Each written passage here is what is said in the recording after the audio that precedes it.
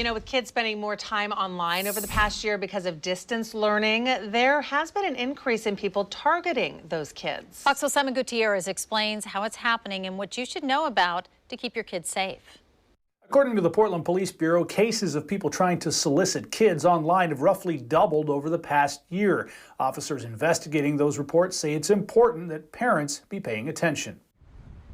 On social media platforms like Facebook, Instagram, and TikTok, Portland police say predators are lurking. A lot of these adults sometimes will pretend to be other children and strike up conversations and friendships with our kids online just to try to seduce them, in some cases to try to meet up with them, or at least to send some kind of provocative images of them or their siblings. Sergeant Davis Kyle heads up the child abuse team at the Portland Police Bureau. He says during the pandemic, their biggest increase in caseload has been online enticement of children.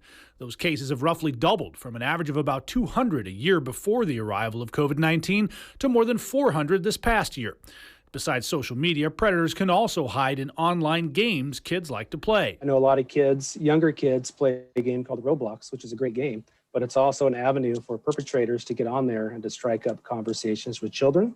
And a lot of times it'll start off as something as simple as, I will send you Roblox money to use in the game if you can send me a picture of yourself. The games and various apps usually offer some kinds of parental controls, but cybersecurity experts say they're not a guaranteed safeguard. The kids generally of that generation are very cyber savvy, and they understand how to get around these parental controls.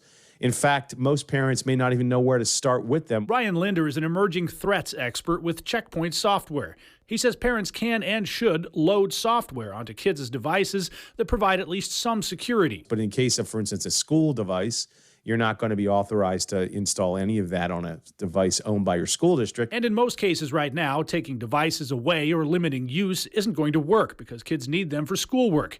Sergeant Kyle, who has school-age kids himself, says the best thing parents can do to protect them is to be honest with them about what they might encounter online and to tell mom or dad if someone they don't know tries to strike up a conversation. I think if we prepare our kids that this may happen, I think they'll be better prepared to handle those situations. And because when kids don't know what to do, they're typically going to follow along with what's happening. I'm Simon Gutierrez, Fox 12 Oregon.